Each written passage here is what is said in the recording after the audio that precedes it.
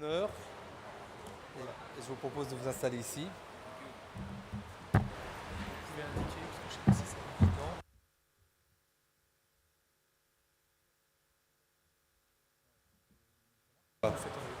Allô, allô? Yes. Since we have interpreters, I will be speaking French. So for those who need interpretation, there are some devices to be able to understand French and listen in both languages. And I know some participants will be speaking French in any case. And we'll be starting momentarily.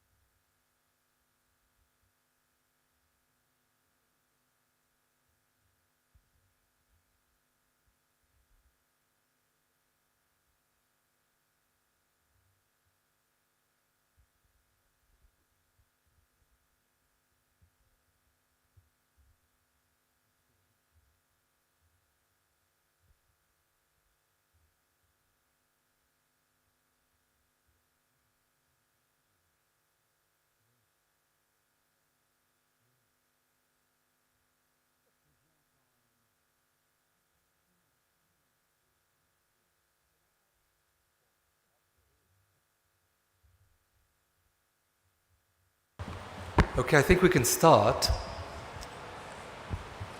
Donc, merci beaucoup à tous. Nous avons un panel au complet maintenant. Donc, je souhaite d'abord souhaiter la bienvenue aux participants que je vais présenter dans un instant. Je souhaite d'abord aussi remercier les co-organisateurs de ce side event avec la France, la Commission de l'océan Indien et l'Organisation météorologique des Caraïbes, dont nous avons une représentante sur scène, et le secrétariat de cruise. Je vois John Harding qui est dans la salle. Peut-être pour introduire le débat très vite, vous dire que au niveau mondial, le nombre des victimes d'événements climatiques extrêmes est heureusement en baisse, mais malheureusement la tendance est inverse dans les pays les moins avancés et les petits États insulaires. Et une des explications à cette situation inacceptable est le manque de capacité de certains de ces pays en matière d'alerte précoce. Et les États ne parviennent pas encore à alerter les populations avant qu'une catastrophe ne survienne. Et c'est là qu'intervient l'initiative Cruise que nous avons lancée à la COP 21, nous, la France, et qui depuis a beaucoup essaimé avec de nombreux contributeurs et surtout de nombreuses populations qui sont désormais couvertes par un système d'alerte précoce. Et nous avons dépassé notre objectif initial qui était de 100 millions de dollars mobilisés pour cette initiative, puisque nous avons maintenant 15 projets couvrant 75 pays, avec surtout un effet de levier très important, et c'est ce qui montre l'efficacité de cette initiative, de 500 millions de dollars. Donc pour chaque dollar que nous investissons dans Cruise, nous avons 5 dollars d'effet de levier, ce qui est tout à fait remarquable. Je devrais dire que cette somme s'agrandit, puisque nous avons des pays comme le Canada qui a fait une annonce importante, de nouvelles contributions à Cruise de 10 millions de dollars canadiens. Nous avons la Commission européenne qui a annoncé également 10 millions d'euros. Et puis j'ai le grand plaisir de vous indiquer, je n'ai pas encore le chiffre, mais notre collègue de la délégation autrichienne m'a confirmé que l'Autriche allait faire une annonce de contribution à Cruise. Donc je vous en remercie beaucoup et nous attendons avec impatience le moment de cette annonce. Alors, peut-être rapidement vous dire qu'on est sur Cruise à un moment particulièrement opportun, puisqu'il y a cette initiative du secrétaire général des Nations Unies qui a été annoncée au printemps dernier d'avoir de l'alerte précoce disponible pour l'ensemble des populations vulnérables d'ici 5 ans. Projet très ambitieux, 3 milliards de dollars pour pouvoir mettre tout ça en place. Et on pense que l'initiative Cruise, elle est au cœur de cette problématique et elle fera partie de la solution. On est complètement aligné avec ce plan d'action et c'est pour ça que justement nous sommes très heureux de cette mobilisation de financement additionnel de la part de nouveaux contributeurs qui permettra à Cruise de continuer son action qui est très efficace depuis 7 ans maintenant qu'elle est lancée.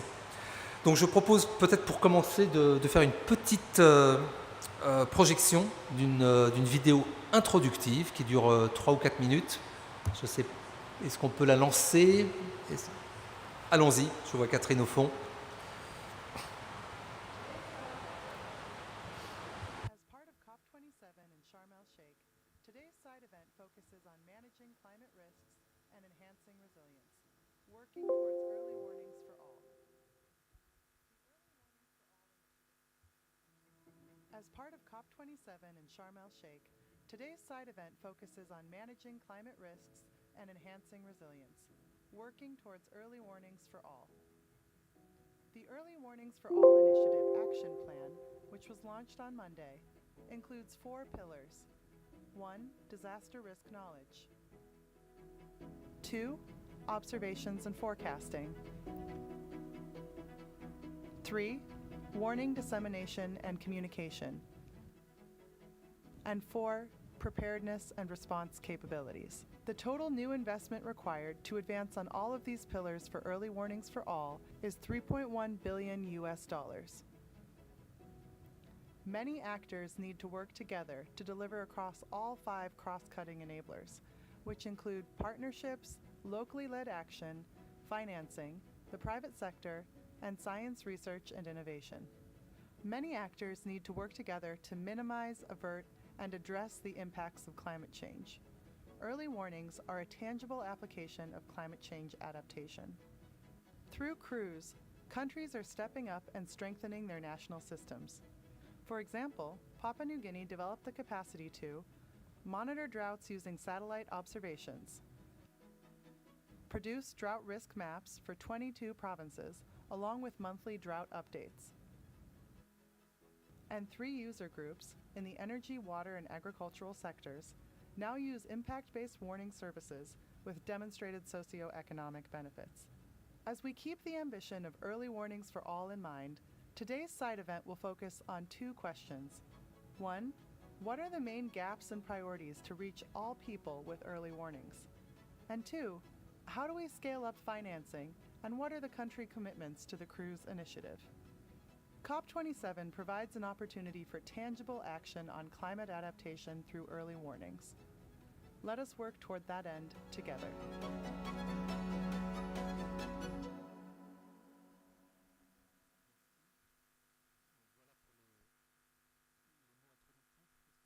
Ah, ça y est. Merci pour cette vidéo introductive qui pose les questions de ce panel. Et pour cela, nous avons l'honneur et le plaisir d'avoir 4 intervenants de grande qualité qui sont des experts du sujet. Et nous allons commencer par le ministre Flavien Joubert, qui est ministre de l'Agriculture, du Changement climatique et de l'Environnement des Seychelles, un pays qui est on the front line de ces questions. et pour intervenir et nous présenter les priorités et les besoins de son pays en matière d'alerte précoce.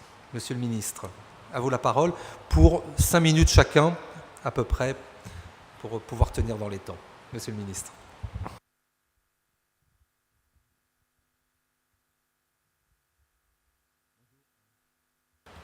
Hello. OK. Invités distingués, chers collègues, messieurs, mesdames, bonsoir. Merci de nous avoir invités à parler à ce side event ce soir. Je suis le ministre de l'Agriculture, Environnement et Changement climatique aux Seychelles. Les émissions de gaz à l'effet de serre croissant amplifient les phénomènes météorologiques extrêmes à travers la planète. Ces calamités coûtent des vies et des centaines de milliards de dollars en pertes et dommages. 3 fois plus de personnes sont déplacées par les catastrophes climatiques que par la guerre. La moitié de l'humanité se trouve déjà dans la zone de danger. Nous devons investir à part égale dans l'adaptation et la résilience. Cela inclut les informations qui nous permettent d'anticiper des tempêtes, des vagues de chaleur, des inondations et des sécheresses. Et la priorité est de soutenir d'abord les plus vulnérables comme les SIDS, les États insulaires en développement, les petits États insulaires en développement. Cruise, comme vous le savez bien, est l'un des projets qui répond à cet appel. And now we'll switch to English.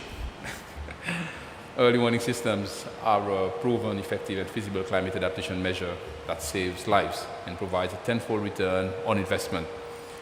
The World Meteorological Organization states State of the Global Climate 2021 report shows that extreme weather events, floods, drought, heat waves, storms, etc., has led to hundreds of billions of dollars of economic losses and wreaked a heavy toll on human lives and well-being. We know very well the IPCC's 6th assessment report on impacts, adaptation and vulnerability, which recognize the early warning systems and disaster risk management activities are as key cross-cutting adaptation options, which enhance the benefits of other adaptation measures when combined. And yet, we know that major gaps in early warning systems remain, especially in developing countries, and particularly in small island developing states and least developed countries. Furthermore, there is a global incapacity to translate early warnings into early action. This is why the WMO has been tasked with spearheading action to ensure every person on Earth is protected by early warning systems within 5 years. So as momentum gathers at this COP, an early warning system plan must be achieved that ensures that every person on Earth is protected by an early warning system in the next 5 years, which link climate change adaptation as proclaimed by the United Nations. In other words, we must have an early warning system in place where small island states like Seychelles and other vulnerable countries and communities become more resilient to extreme weather and climate change impacts. This is where the climate risk and early warning systems initiative will be useful to improve emergency preparedness in developing countries, particularly in small island states. Seychelles, at the moment, has a Met service, a meteorological service, which is professionalizing and growing, with a strategic target to become more relevant to all sectors, be it aviation or other productive sectors, and also with the ambition of having greater coverage in space and time. The vision of the future, reflected in the strategic plan of the organization, is to have an eye on climatic evolution in the long run, but also for it to be agile with regards to rapid weather events.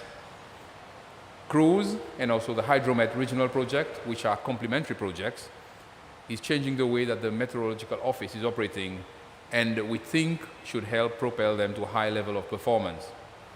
It would indeed induce the service to accelerate its program for financial sustainability, which it is actively doing with the Seychelles Civil Aviation Authority, where we are going to see very soon the flow of funds from aviation to the Met Office that would help it become more sustainable in its operation. It is also going through an intensive process of capacity building, and for the first time, the Meteorological Office is training 2 staff at university levels every year. And we expect that within the next 3 to 5 years, we would see almost a complete nationalization of positions at the Met Office. Today, we are dependent on 10 foreigners to help operate the meteorological service in Seychelles. And also, the Met Service is increasing its technical capacity through acquisition of equipment and working very hard to training its personnel and having the right personnel for maintaining of equipment that it has. And we know that whatever we do under the different projects, whatever amount of money we put in today, it would not be worth anything if the Met services in the different countries do not have the capacity to keep things going and do not have the financial resources to keep reinvesting in those facilities. So the Met Service is looking at it very positively. There is a lot of excitement around with these two major projects coming along, and I thank the organizers, the people who are backing this project, for the support that they are providing to the country. This vision of the Met Service responds to the need that we've talked about for every community and every nation to have access to effective early warning systems within the next 5 years as part of the WMO plan. This will be a very meaningful action for vulnerable countries when implemented. So I can say that here at COP27, I can see that there is light at the end of the tunnel, which begin with the life-saving campaign through crews and moving to focus from promises and pledges to action on the ground. And this is what we want to see, and that's why we came here. Therefore, protecting the lives and safeguarding the livelihoods of those on the front lines of the climate crisis, like us in small island developing states, must be a collective responsibility. Finally, I am told that CRUISE already supports 75 countries and has received nearly $80 million in contributions since it was launched in 2015, spearheaded by France. We are only at the beginning of this long process. We expect more to be done in 2023, and Seychelles will be part of this project, and we hope will be one of the key countries contributing to the success of this project. Pour conclure, je souhaite remercier les différentes organisations internationales et régionales impliquées dans ce projet, World Bank, UNDRR, WMO, COI et autres. Je remercie également les bailleurs de fonds pour le support financier qu'ils ont apporté aux pays participants à ce projet et à la région Océan Indien en particulier. Et j'en profite pour réitérer l'engagement des Seychelles envers ce projet qui est d'une telle importance pour nous et pour la région. Merci.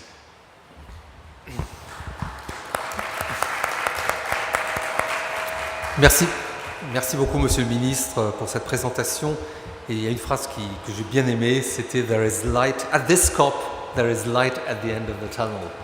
Donc je trouve que c'est sur cette note d'espoir que je passe la parole maintenant à Jürgen Sattler. Dr Jürgen Sattler, vous êtes directeur général pour le développement international au ministère allemand de la coopération économique et du développement, le BMZ. L'Allemagne, d'ailleurs, je devrais le dire, est un des premiers pays à avoir rejoint CRUISE et nous en sommes très reconnaissants. Vous êtes un des contributeurs les plus importants. Et je dois dire aussi que nous travaillons très bien ensemble puisque nous sommes très intéressés par votre initiative sur le Global Shield, le bouclier global sur les risques climatiques, et on va s'assurer que les projets CRUISE soient bien alignés avec les futurs projets de ce bouclier global. Et nous ferons justement à cet effet une annonce, nous-mêmes, la France. Donc, cher Jürgen, à vous la parole. Oui, merci beaucoup Stéphane pour l'invitation et pour l'occasion de participer dans cette discussion. Merci de mon part, mais aussi de la part de mon gouvernement. On sait qu'à peu près 3,5 milliards de personnes sont menacées par le changement climatique. Et ça concerne leur vie, mais aussi leurs biens de survivre. Beaucoup de ces gens-là vivent dans les PVD. Mais même un pays comme l'Allemagne n'est pas vraiment bien protégé. On a vu il y a un an, on avait des inondations à l'ouest de l'Allemagne, dans la vallée de Aar, et on n'était pas vraiment bien préparé. Naturellement, pour les PVD, c'est un défi encore beaucoup plus grand. Well, I'll switch to English. I mean, what we need is collective action. I think that's what has been said at the beginning. The trailer told us many actors have to work together. So we need strong collective action on a global level in order to protect those people, to strengthen resilience. And this needs really sophisticated governance structures and an appropriate institutional architecture. And cruise is a very important part of that. It really fills a gap because before starting, we need to have the information, the data, the early warning systems, the forecasting. That's the important first step. And cruise already became a member of the Inter-Resilience Global Partnership. That's another important institution which already has started work about 5 years ago and already has protected many people and helped assist many people. So those two are already working together, and Stefan just mentioned the Global Shield, so that's another initiative which aims at complementing this architecture we desperately need in order to come up to the plate. And what is it, the Global Shield? That's an initiative we have designed, discussed with many countries, so the V20, the vulnerable countries, the G7, and under the German presidency there was strong support for this initiative earlier this year. And we very much hope that cruise will be part of this setup, of this Global Shield. And the Global Shield is very much building a systematic, a coherent, a sustained financial protection for those people and countries. It's very much about pre-arranged financing. So because we know that once the crisis strikes, then we have to be quick. The quicker you are, the smaller are the damages.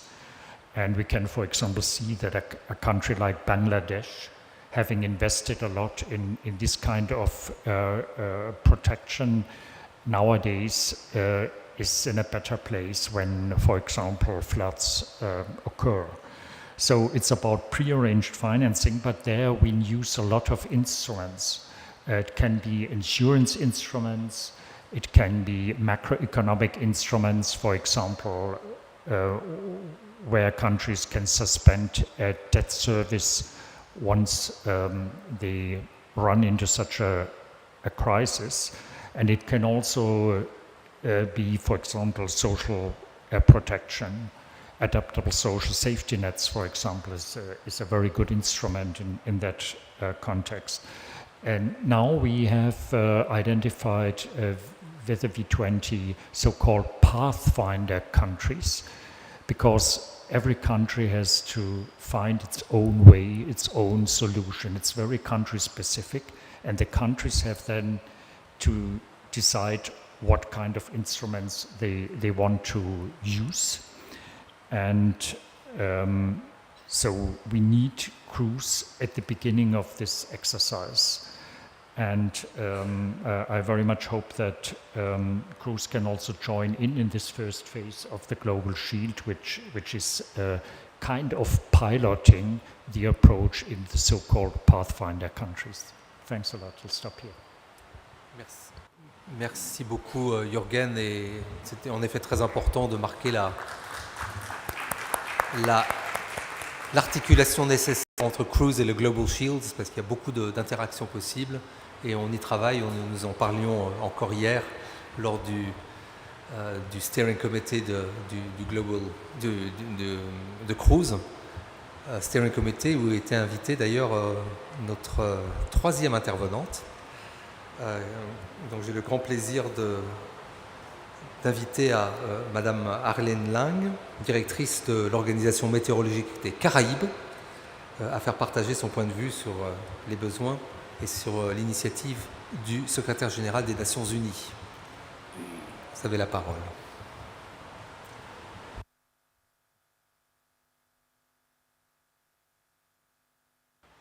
Good evening, everyone. Thank you, Minister. Thank you for inviting me to participate in this event. As a person who represents 16 English-speaking Caribbean member states, we do have a lot to say in regard to early warning systems. As has been mentioned before, the Caribbean is one of the most hazard-prone areas of the world. And so we are pleased to see these advances in early warnings for all. There are particular areas in which we are looking for assistance and support. We are of course aware that with early warning systems to be really successful, we need broad regional and national cooperation and coordination. We need data sharing and integration and co-development of early warning systems among national meteorological services, national disaster agencies, institutions that are in related geophysical sciences such as volcanology, seismology, hydrogeology, public health, medical disaster, mental health, hazard-sensitive sectors. We also need public and private and academic partnerships. Civil society and community organizations very much are a part of this group as well. And social scientists and behavioral scientists, the media and the general public are all needed to advance these four pillars of early warning systems that have been identified. I wanted to point out a few things where we have identified some challenges that we hope that this early warning systems for all will provide mechanisms for filling those gaps. We have a lack of current vulnerability and exposure and risk maps at the scales that are needed to effectively determine geographic specificity of the early warnings. I refer, for example, to the fact that the impacts of risks are not generally gender differentiated in the Caribbean, so we need to be gathering that information now because men, women, and children are affected by hazards differently. They have different vulnerability and coping capacity.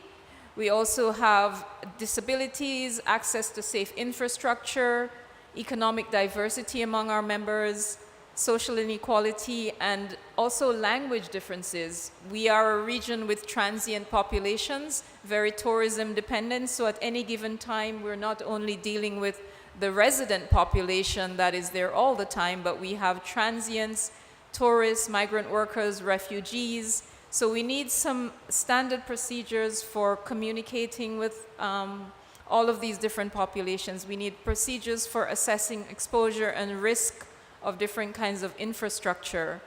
We are trying to address this through a number of mechanisms. We have the Caribbean Disaster and Emergency Management's Model Comprehensive Disaster Management Policy. As a Caribbean Meteorological Organization, we developed with the support of the Cruise Initiative as well as Environment and Climate Change Canada, model legislation and policy for hydrometeorological services. And that is now being adopted by our member states. We need to establish that their data sharing policies not only on paper, but that they're actually operating. For example, as the WMO has demonstrated, that real-time exchange of data is really critical to the public good and the safety and the saving of lives and livelihood. I also wanted to note that with regard to detection and monitoring and analysis and prediction, there is need for more sharing of data in real time. Some folks are used to accessing the data all the time, but in many of our island states, that human capacity, that technical capacity to deliver data in real time is not there as yet. And not all hazards are actively monitored on a 24/7 basis. So we need to adopt the WMO's open data policy as a guide for developing national disaster risk information data sharing and the training and the budgets that are needed to really reflect that vital service. There is also a need for the political will to have this happen, because we can be as accurate as we want to be with regard to the physical sciences, but we do need that integration with the social behavioral sciences, with the politics, the policies, and the budgets to advance these early warning systems. As we spoke about earlier in another session, there is the need for authoritative voices for warnings, for reaching the last mile, and for conveying uncertainty. Risk is probabilistic. Weather and climate forecasts are inherently probabilistic. But we need to have ways of communicating that uncertainty so that people do not become frustrated, for example, when a warning does not materialize in the expected conditions. How do we allow the media as a partner to help us and to help the public to understand how each event is unique and will pose varying risks? We need to get social and behavioral scientists involved in helping us draft our warnings. We need to reach the last mile, the disabled, and to overcome these various different rises in social media and misinformation. As much help as we can get through this early warning systems to build on existing infrastructure, existing institutions, and those who understand the local context. That's how I believe we will succeed. Thank you very much.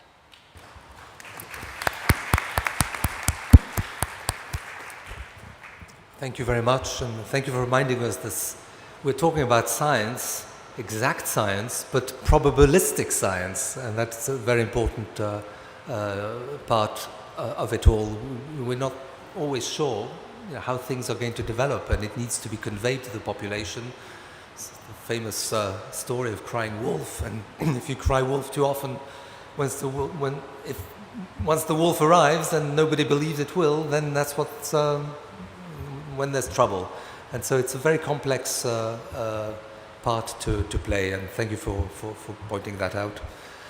Franz, my pleasure to invite Franz Perez, le chef de la délégation suisse à la COP27, qui est Franz que je connais beaucoup dans les salles de négociation, mais qui est aussi le représentant d'un pays qui est vraiment depuis aussi de nombreuses années très impliqué dans l'initiative Cruz, et donc on t'en remercie, on en remercie la Suisse, et donc j'ai le plaisir de te donner la parole.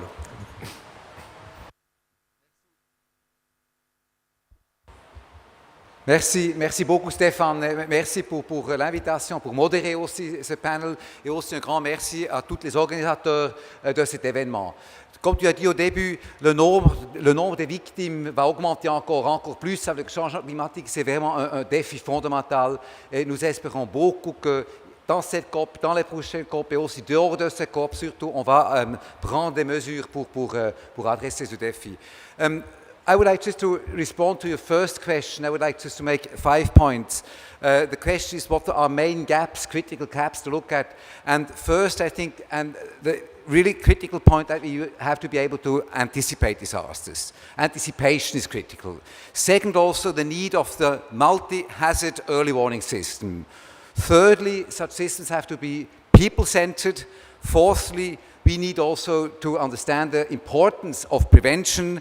And finally, we need also to ensure, of course, the sustainability of our investment. Let me just make a few comments on these 5 points. First, with regard to the anticipation, we need to get better at anticipating disaster and be able to act before they happen. Anticipatory action requires better information and preparation of vulnerable populations, and combined with disaster risk management measures, early warning systems are key mechanisms for communities to adopt and to do the changing climate and make them more resilient to disasters. And the key tool to avoid also losses and damage, of course. Secondly, multi-hazard early warning system. Climate change is a game changer in the exacerbated many other risks. However, the biggest risk lies in the global compound of consequences of multiple hazards. There are many hazards playing together, and that makes the situation even worse. Therefore, it is important that we really need a multi-hazard early warning system. We do not need different systems for each different hazard. We need a multi-layered, a multi-hazard early warning system, which must be considered hazards of various types and address also their interconnectedness.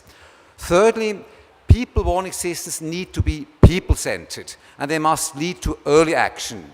Jürgen Satter was indicating that they have to be country-specific, but they do not only have to be country-specific, they really have to be done in a manner that they reach the last mile. So they have to be people-centered, they must respond to the needs of the end user, and they have to make sure that also the last person can be reached by these systems. Fourthly, early warning systems are only one component in the whole disaster risk reduction cycle. We should not forget the importance of prevention, therefore. Investments in prevention measures are cost-effective, and it is much more effective to consider the potential impact of hazards in all planning process than only looking at the end and then come in once the disaster has happened. And fifthly, the sustainability of these investments are critical. Eileen Leising was just indicating that these investments have to be embedded in the broad environment and ensure the engagement of so many actors. I think that is really critical. They need early warning systems. They are a big challenge, but they really need also to be placed in institutional arrangements and governments that are able also to use these early warning systems. So I think these are really critical points: anticipation of disasters, the need of a multi-hazard early warning system, which is people-centered, the importance of prevention, and then ensuring also sustainability. Ensuring sustainability, and that leads me over to the second question, that means also that we have to ensure also sufficient support, because as you said at the beginning, the challenge will be growing. And ensuring sufficient support that needs, from our perspective, an engagement by all those who have the capacity. That is a reflection of that principle which we refer to so often, of the common but differentiated responsibility and respective capabilities. So all those who have the capacity, not only those who had the capacity in the last millennium, need really to be ready to engage here and to provide the support to those who need it most. Switzerland, therefore, is really convinced that all countries that have the capacity do and must support countries that need support. We are glad, therefore, to announce that Switzerland, in addition to our contribution of 9 million to the cruise initiative, we will provide also a new contribution of 4 million Swiss francs to support the LDCs and the SIDS in setting up early warning systems, and thereby contributing to averting, minimizing, and addressing loss and damage. Let me also just make a last point, perhaps.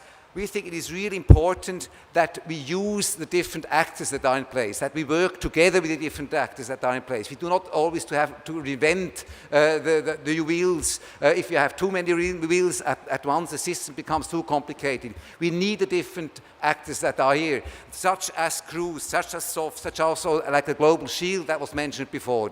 We have to make sure that they work well together, that they complement each other, that they're also well coordinated, and most importantly, that they will be further strengthened, because as they are now, they're clearly not sufficient. So really hope that this longer process on which we engage now to find out the right response to the really tremendously increasingly challenge of loss and damage, that is, we really look at all these institutions that are available, strengthen them, ensure that they are working well together, and of course that they're also that we will also be able to find means to address the gaps that still exist. So let me conclude by thanking you, first of all, for moderating and for organizing that really important side event.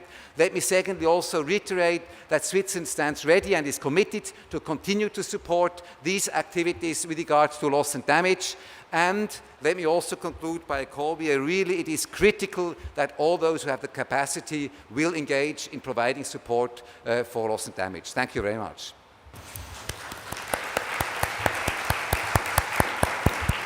Merci beaucoup Franz et félicitations d'abord pour la contribution à Cruz et puis pour cette nouvelle annonce de contribution pour les activités relatives aux alertes précoces. Tout ça s'inscrit dans une dynamique vraiment très importante. Comme vous savez, dans les salles de négociation, on parle beaucoup de loss and damage et tout ce qu'on peut faire de manière très concrète sur ce sujet, je pense, contribue à une meilleure atmosphère dans les salles de négociation. Je rappelle que Early Warning, c'est le premier item dans l'accord de Paris sous le chapitre des loss and damage. Le premier tiret, c'est Early Warning Systems. Donc on est vraiment au cœur de la problématique ici. Ce n'est pas la solution, évidemment, mais c'est une des très nombreuses solutions qui permet de remédier et de faire face donc, à cette question très importante des loss and damage. Je vois que l'heure tourne et s'il y a une question ou deux, on la prend très rapidement, sinon on passera tout de suite au prochain panel. J'en vois une là-bas.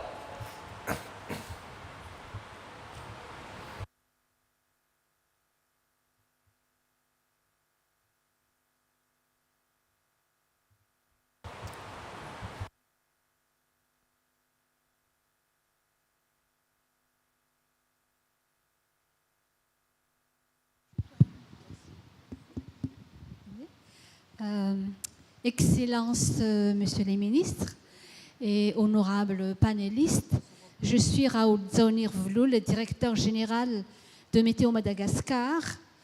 J'ai une question, bien précise, est-ce que Cruz, Océan Indien, est déjà mis en œuvre? Parce que moi, personnellement, je n'ai pas été notifiée. Alors que récemment, il me semble qu'il y avait une activité de formation et nous, on était les derniers à être informés. On m'a demandé 2 heures pour nommer un participant de Météo Madagascar et de transmettre au Bureau national de gestion des risques son passeport. Alors, je ne sais pas comment ça fonctionne exactement, Cruz. Quand j'en discute avec l'OMM, on m'a dit non, mais c'est combiné avec Hydromètre COI. Donc moi, je voudrais un peu plus de clarification sur Cruz, parce que jusqu'à maintenant, je ne vois pas tellement la couleur. Il y avait des consultants qui Alors là-dessus, oui, merci voilà. beaucoup de poser cette question. Je propose que, puisque c'est vraiment une question assez spécifique qui s'adresse au secrétariat de Cruz, et puis donc je proposerais que vous parliez bilatéralement à notre secrétaire, qui peut-être d'ailleurs peut répondre tout de suite, ou sinon vous pourrez discuter ça de manière bilatérale, je pense. Est-ce qu'il y a une autre remarque là-dessus? Non, eh bien, écoutez, il ne me reste plus qu'à remercier vivement l'ensemble des panélistes. Merci beaucoup, Monsieur le Ministre. Merci beaucoup, chers collègues, et Madame également. Donc, je propose maintenant que nous passions au deuxième panéliste, et ce sera John qui fera la modération du deuxième panel. Merci beaucoup.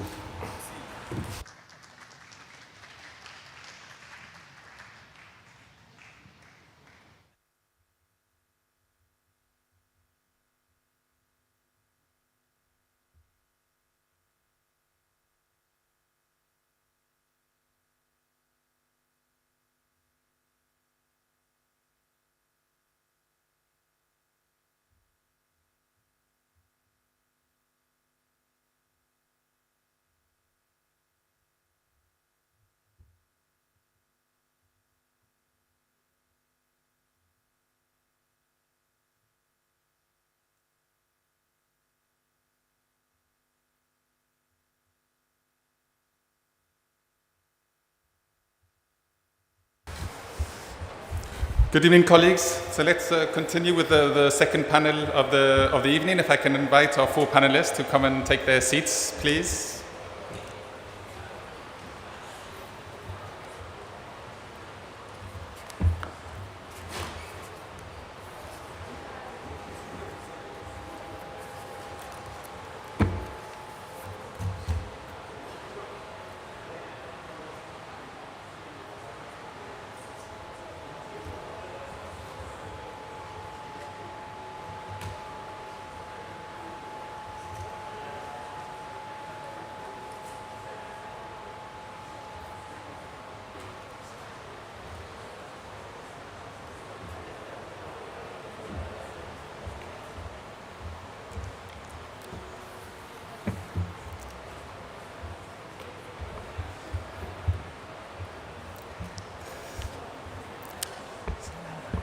So if I can get your attention, please, we're going to continue with the second panel. So you can maybe take your seats in the back of the room.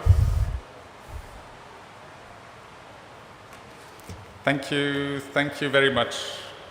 So thank you for all our panelists for our second panel, which is very much on the same themes as the first panel. I will introduce each panelist in turn, and maybe if I can start with our first panelist, who is Mr. Velayudum Morimutu, who is the Secretary General of the Commission of the Indian Ocean, and the Indian Ocean Commission, who is leading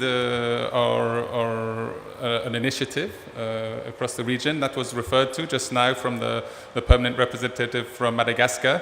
So if I may also ask you, Secretary General, to also give us maybe an update on the status of that initiative in response to that previous very useful question by our Madagascar colleague.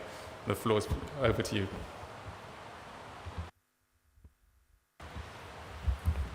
Bien, bonsoir, excusez-moi, à toutes et à tous, et merci encore pour cette invitation de participer à ce panel. Juste une brève présentation. La COI est une organisation intergouvernementale de coopération régionale en appui à l'intégration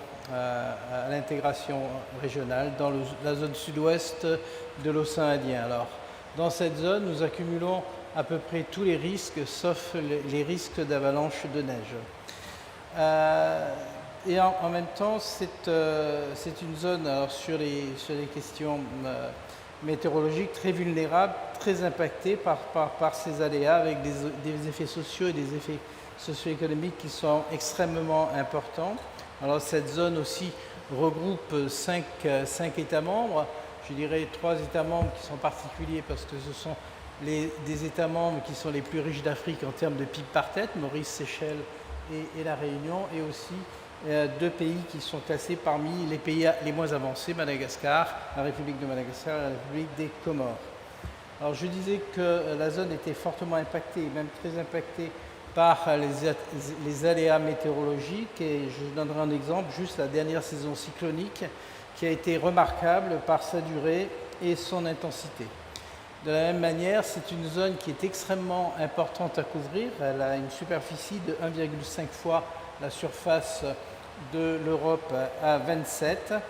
Et donc, ce qui veut dire qu'il est difficile pour un État membre, je dirais même qu'aucun État membre ne peut seul répondre à ces défis. Et une des missions de la COI est de faire ensemble ce que l'on ne peut pas faire tout seul. Donc, c'est notre idée d'India-Océanie en partage.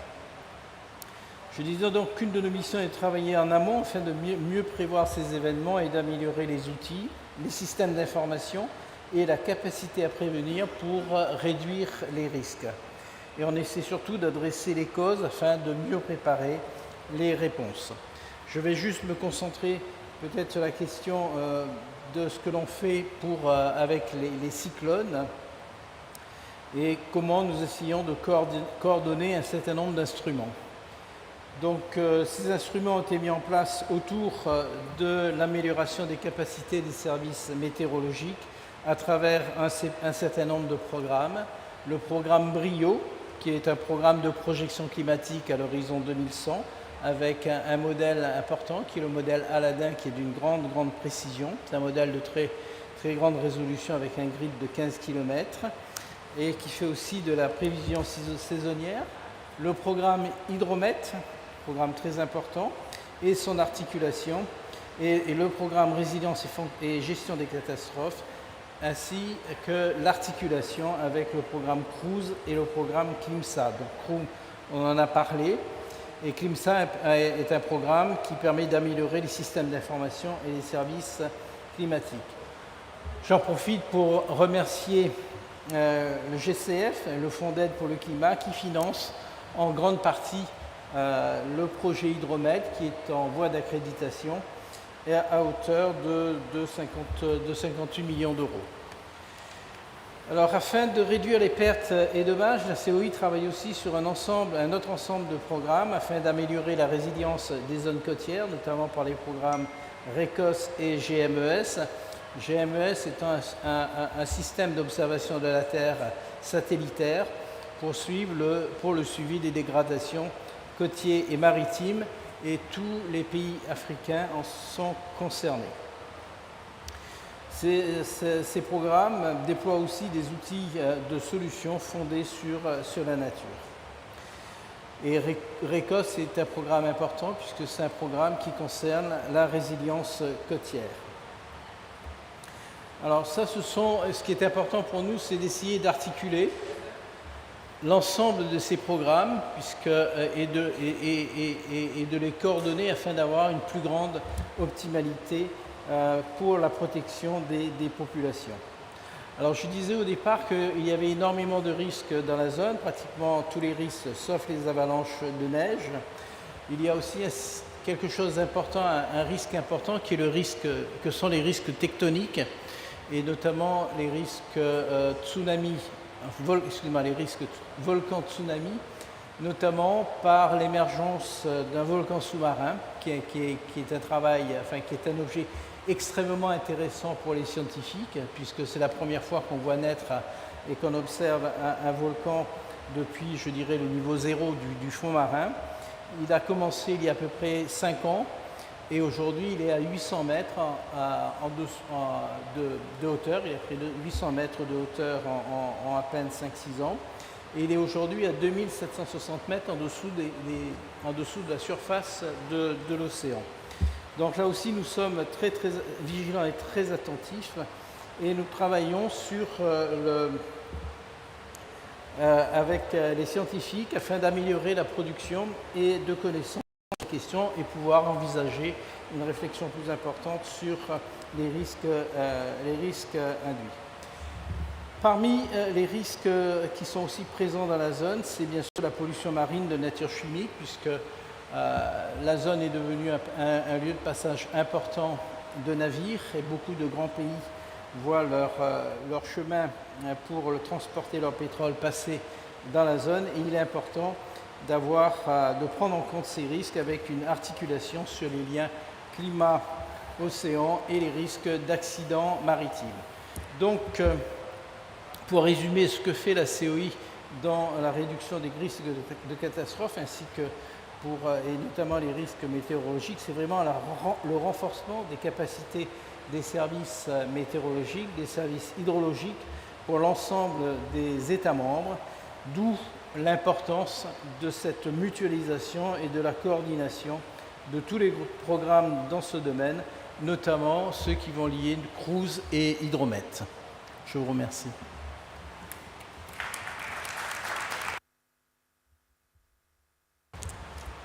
Merci, secrétaire général, pour ces perspectives très importantes. Je prends surtout note des efforts de la Commission pour assurer un bon alignement de différentes initiatives financières, donc de l'Agence française du développement, du Fonds vert, de la Commission européenne, de Cruise, pour développer un cadre programmatique compréhensif. Et je pense que c'est un modèle que beaucoup d'autres régions vont regarder avec envie, parce que ce n'est pas toujours facile d'assurer cet alignement, et je pense que vous avez fait un excellent travail en cette manière. Donc je vais passer I'm going to now move to the next intervention and invite Mrs. Gemma Tanner, who's the Senior Advisor for Adaptation from the FCDO in the UK. And I'm pretty confident that our moderator, Ambassador Cruza, would have wanted to thank the UK for your financial contribution to Cruise this year, very appreciated. And obviously in particular to thank UK for taking over the chairmanship of the Cruise Initiative this week, and so we're very appreciative for that as well. Over to you, Gemma. Thank you, and thank you all for this opportunity to speak. I hope you can hear me okay. Some feedback. I wanted to start just by thanking the Government of France, the Indian Ocean Commission, the Economic Commission for Central Africa, the Caribbean Meteorological Organisation, and the Cruise Secretariat for organising this important side event. And just to start by flagging, the UK is committed to the objectives that were set out earlier this week by the UN Secretary General Antonio Guterres for all people to be covered by early warning systems within 5 years. Under our COP presidency, COP26 presidency, increasing ambition and action on preparing for and being able to respond to climate impacts through getting progress on adaptation and loss and damage was a priority for the UK government and our presidency. And at COP26, we were able to launch the Glasgow Sharm el-Sheikh work programme on the global goal on adaptation, as well as getting agreement that developed countries would develop double adaptation finance by 2025. And new funding pledges have been made, including 760 million to key adaptation funds. And on loss and damage, there was agreement that the Santiago network would enable technical assistance to help countries on loss and damage, as well as the Glasgow dialogue. And to underline, as a party, we will continue to support this critical agenda through the UNFCCC processes and outside, obviously working to ensure that we continue to collaborate with developing countries and other donors, seeking to provide really effective solutions to adapt to climate impacts and to be able to avert, minimise and address loss and damage. And as other key panellists have already said, we know that early warning systems are a proven tool for countries to be able to manage the risk of climate extremes, or at least one of them, and a critical one to invest in. The UK, over a number of years, has invested and worked with countries to be able to develop and to access climate and weather predictions, to be able to access them, but also to try to act on them through tools and services such as early warning systems. Notably through our WISER programme, the Weather and Climate Information Services programme.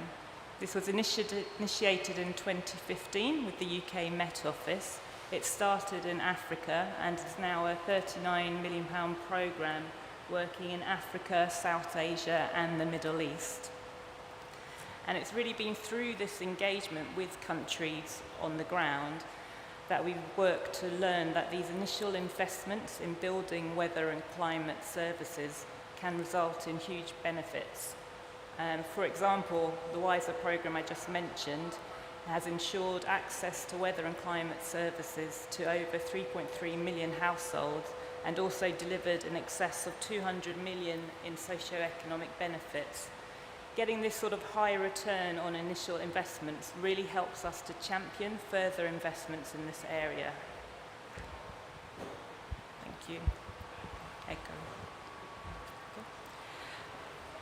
And building on that work, is that okay? Okay. And through that work, I just wanted to highlight 3 key lessons here tonight. First, there's no real point in investing in the technology and science unless you're really able to translate it to those that need it most. Early warning systems have to be developed with a people-centered approach that builds together both those producing the information and the end users to be able to co-develop and co-create climate and weather information services that can actually result in early action. Secondly, we really need to focus on gender and inclusion, and to that end want to ensure that the Early Warning for All plan is designed to be gender responsive and inclusive and has clear mechanisms and plans within it to promote equal access and inclusion. And thirdly, wherever possible, we need to work with existing and mandated organisations and channels and use those avenues to build and scale up on.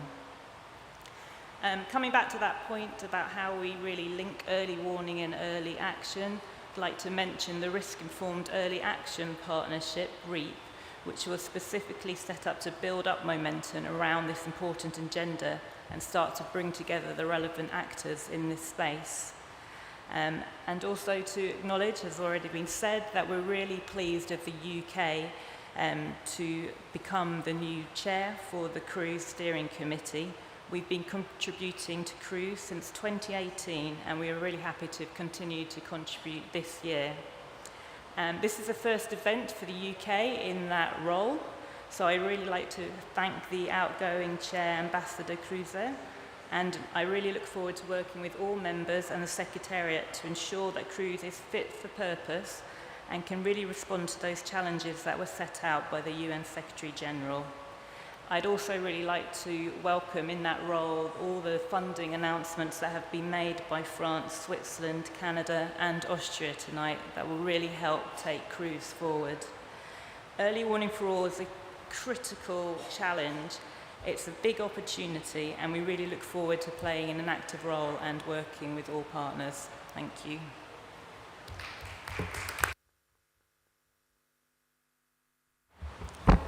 Thank you, Gemma, and we obviously look very much forward to the UK's leadership of the Cruise Initiative for the coming year.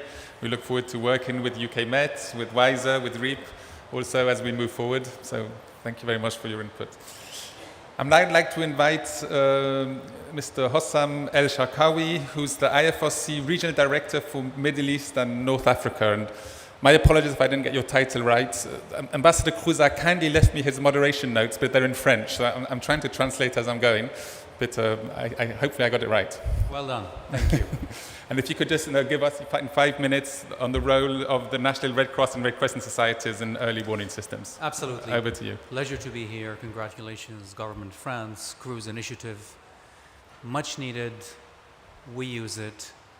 And it does drive our decision making in the field.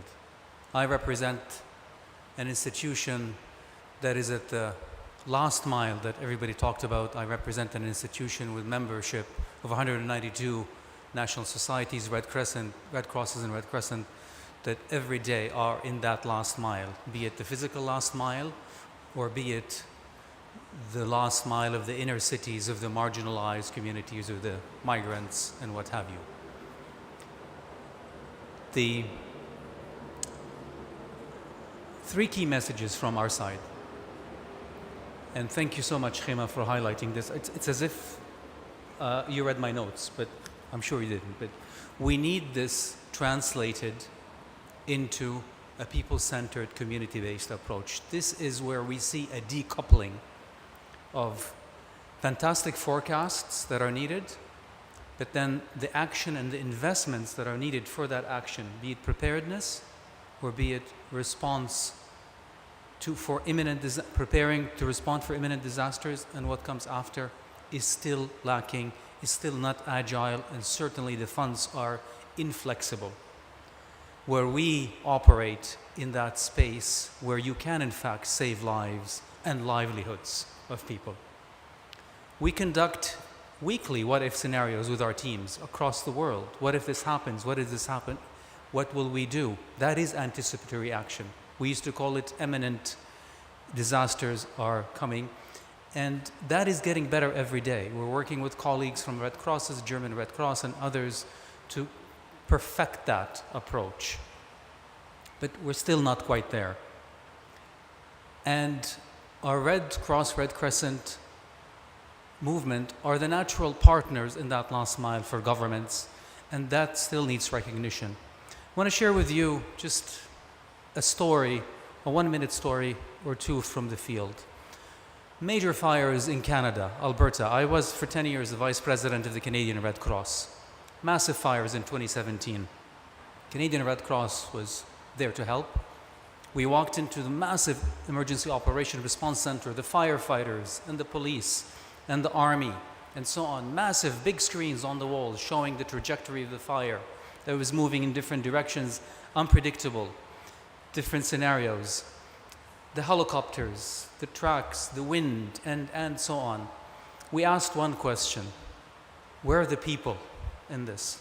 Not a single screen showed where the 100,000 people that were evacuated from that city were. And this is where we engaged with the Canadian government to map where the people are and see where their needs are across the branches. Where did the 100,000 people go? Across the country, 5,000 kilometers coast to coast. Canadian Red Cross had the map that helped fine-tune the assistance packages that were required for that population at different levels. So That is needed. This is what people-centered looks like for us. Typhoon Haiyan, we were there on the ground, the largest, as you recall, the largest at the time super typhoon hitting the world, and over 10,000 people killed, 11 million people, homes destroyed, and we were there. And when we talked to the people after the typhoon, said, why did you believe this was happening? Why didn't you shelter? Why didn't you? They said, we absolutely did not believe that this was going to happen. We did not trust the authorities, and therefore we did not take action. Trust is key, and trust you gain by being present in the community before, during, and after disasters.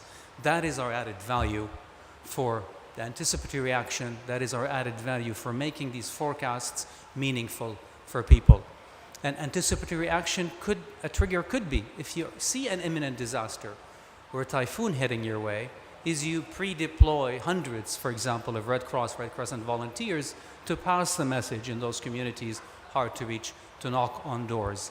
That is what we do. So our metric for all of this is lives saved, livelihoods also protected. Thank you, colleagues.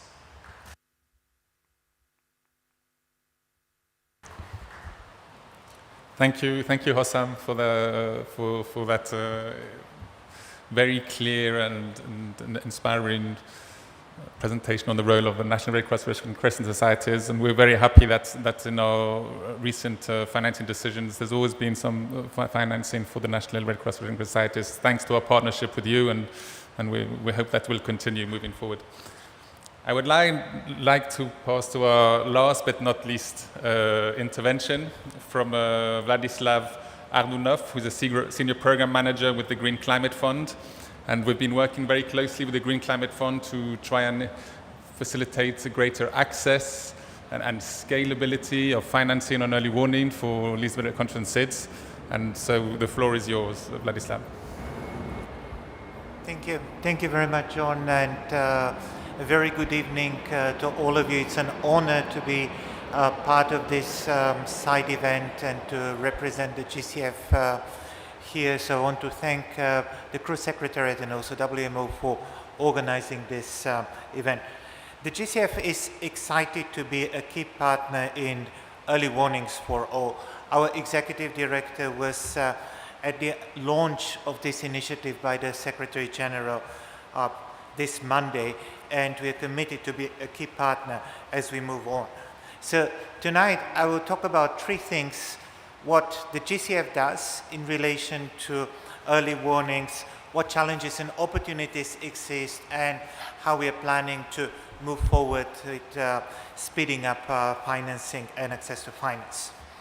So let's talk first about what we as a Green Climate Fund are doing.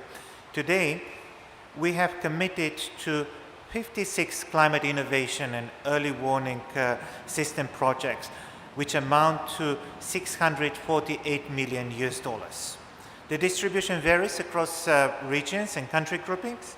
So in the Asia Pacific, we have 47% of the project, 42% in Africa, 7.8% in Latin America and the Caribbean, and 2% in Eastern Europe. And all of those projects are public sector projects. Now, if you look at the pipeline, projects that are in working but have not been approved up to now, we have a total of 27 concept notes and funding proposals totaling $809 million in GCF funding and more than $1 billion in co-financing. So when we put all of this together, the funding projects and the current pipeline, the GCF funding for climate risk and early warning system projects exceeds $1.5 billion with co-financing of over $2.2 billion once all the pipeline is approved. In these projects, we are working with partners to fill capacity gaps, turn early warning information into effective action through improved communication and preparedness planning. We are also looking at ensuring that financing covers all segments of the warning system value chain. Addressing risk and reducing vulnerability demands action across a range of areas from the technology of early warning system to embedding risk awareness and climate knowledge at the community level, as well as in policy and planning. Now, what are the challenges which we can turn into opportunities for us? If you look at the 2019 NDCs, they show a significant demand for cruise and multi-hazard early warning system. 96% of countries in Africa, 83% in Asia, and 82% in South America have included early warning systems in their nationally determined contribution. The World Meteorological Organization assessment shows 52% of countries in Africa, 21 in Asia, 42 in South America, and 14 of South Pacific, as well as 16% of SEEDs and 49 of LDCs to have no fit-for-purpose multi-hazard early warning system. And these are very scary figures. And the major barriers, which also present an opportunity for the Green Climate Fund to intervene and impact, include some of the following, including lack of enabling environment and institutional effectiveness, lack of coverage and scale for effective service delivery in terms of quantity and quality of hard infrastructure, and inadequate soft infrastructure for ensuring delivery and uptake of information. There are also limited governmental finances and budgets allocated to early warning system, market barriers to create enabling conditions, and also, last but not least, there are uncoordinated interventions that limit the effectiveness of existing support to developing countries. So what we as a fund can do and use our comparative advantage to achieve paradigm shifting is to support systemic investment in the early warning system value chain, incentivize the use of early warning for investments in analytics, and also support long-term planning and preparedness. We believe that without the support of the Green Climate Fund, the majority of developing countries will not be able to establish and operate fit-for-purpose services. So while I'm moving towards the end of my intervention, I want to emphasize some of the collaborations and initiatives that exist and that we believe can help mobilizing finance further. The GCF is already associated with the WMO-led Climate Risk and Early Warning System Initiative, CRUISE. The GCF and WMO-led Financial Initiative, CRUISE, have begun a collaboration aimed at increasing access and volume of finance for early warning system in developing countries, especially in SIDS, less developed countries, and African countries. And this will be done through the development and definition of scaling up framework.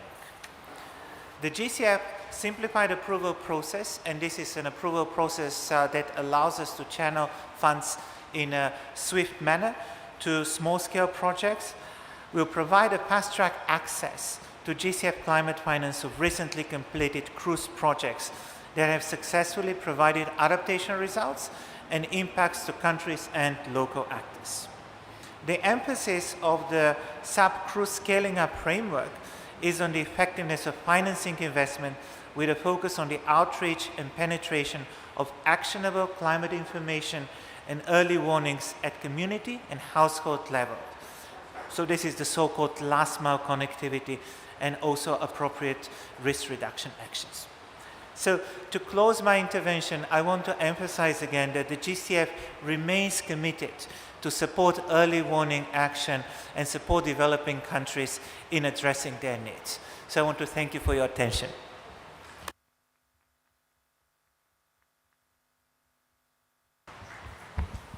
Thank you, Vladislav. And obviously, we're very grateful to the GCF for having initiated this discussion around this scaling up framework for early warning, which basically will allow, if we're able to roll this out, countries that have developed a successful cruise project, we'll have to define the criteria of success here, to have a simplified access to this additional financing through this simplified approval process. And no, I think this is one of the innovative mechanisms we can put in place to really scale up financing on this topic. So thank you for this presentation. Thank you for the partnership. We have just a few minutes. We could take a few questions. I see that we had ordered some drinks and snacks for this event. It's always a bit touch and go at this COP if they actually turn up, but it seems that for this event they have. So I think it's our lucky day. It is Friday night. But before we let you go to enjoy the drinks, maybe if you can take, we'll probably have time for 1 or 2 questions for our panelists.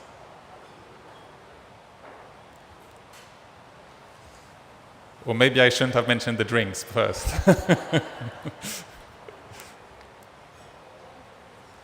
Please, sir.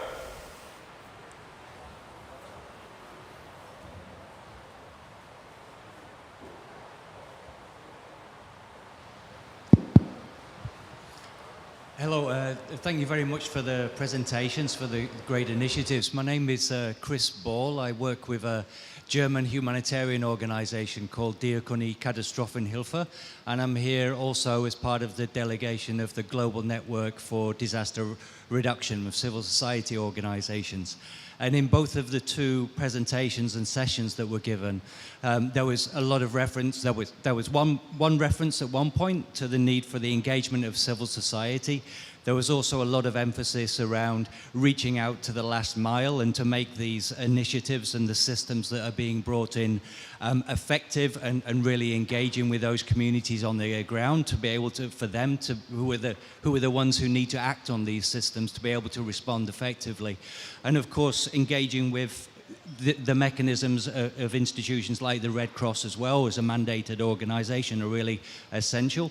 I'd just like to understand from these initiatives what's being done to more effectively engage with the really wide and substantial capacities of civil society networks, who are those who also reach down on the ground, that we can see this initiative and this push really going out to wider scale, which gets that societal change that we want to see among institutions, government actors, and everybody together to have that shift towards earlier action. So I'd just be interested to hear how are your initiatives really driving and engaging and connecting with those structures. Thank you. Thank you for that question. But before I pass it to the panelists, are there any other questions, comments from the audience? Yes, Patrick. I am Patrick Benichou. I'm the chairman of Météo France International. We are pushing a so-called WALL initiative, which is the warning for all. And we think that it is very much important to address the early warning for all through integrated projects across the full early warning, early action value chain. But at the same time, we also realize that the financing mechanism may not be aligned with such strategies. So I would be very much interested to know if people like GCF or others would be able to comply sooner or later with such way of working with integrated projects across the value chain. Thank you. Thank you for that question. 2 challenging questions, but I think we have the right panel to answer them. This is your final chance for any other questions before I go back to the panel. Very good. So if I may ask the panelists if you can address one or the other or both of the questions, please feel free. Who wants to go first? Gemma, please. Yeah, both great questions, and I'm going to... The microphone does not like me. Can you hear me if I'm here? I'm going to, well, put them together because basically in terms of needing to address the whole value chain and making sure you actually get action on the ground, that has to involve civil society, particularly down at the local level. I mean, just reflecting on some of the work we did in South Asia, where I know where we worked on with the Met Office on impact-based forecasting, it's challenging. It takes a lot of time, it takes a lot of investment, but we can do it. We did manage to bring together stakeholders and user groups across huge aspects of that value chain, including the disaster preparedness community. And it was only by doing that that we were able to help develop products that actually were communicated well. I agree they're often very isolated cases, but they are happening, and I really think the important thing is to identify them where they've worked and use them as examples to make the case for where that scales up and where joining up that whole value chain has made a difference. So I think we should all be looking to those examples and bringing them to the fore when we're communicating on the impact they can have. Thanks. Ladislav, maybe on the financing all the value chain question. Sure. Yeah, and thank you for the second question, which was also directly addressed to the GCF. I want to emphasize that we welcome the value chain approach, and we believe that this is the only way to have a successful intervention. And some of the projects that are coming to us and that are in our pipeline are already taking this type of approach. So I can only confirm that we are fully aligned on that perspective, because this is a way for more successful and impactful interventions. And also maybe to mention, just very briefly answer the first question about the involvement of the civil society. The GCF is actively working with the civil society, and we believe that the work of civil society is integral to successful interventions in reaching the last miles, because early warning system projects, these are adaptation projects, and these projects need to reach the last mile and beneficiaries. So the work of civil society is very important for that. And maybe one thing that is important to also emphasize here from the perspective of the governance of the fund, we have a permanent representative of the civil society that sits in all of our board meetings and provides comment on that, and we're actively working that way with the civil society for any interventions that we make. So I can assure you on our side that this is also part of our priorities and integrated in our governance structure and also in the projects that we work on. Thank you. And Thank just you. very Please. briefly on the first question, while progress is being made towards engagement of absolutely civil society, humanitarian responders, both local and or international, much more can be done. I mean, the number one constraint we have is the insufficient funds to respond to the scale that we're seeing. Number two, when the funds come, they're highly restricted with unrealistic timelines often that make it very difficult for us to actually meet the donors' desired objectives. And we are increasingly working in areas, in my region, for example, just in the last year, we've released funds from our IFRC disaster relief pooled fund, the emergency, what we call DREF, to post-election violence in Lebanon, to droughts in Syria, Iraq, and Iran, and other similar interventions through that anticipatory thinking. But there remains a fundamental problem, okay? Those funds are not fit for the types of crises that this very COP27 is talking about. Thank you. And Secretary General, please, maybe a few words also.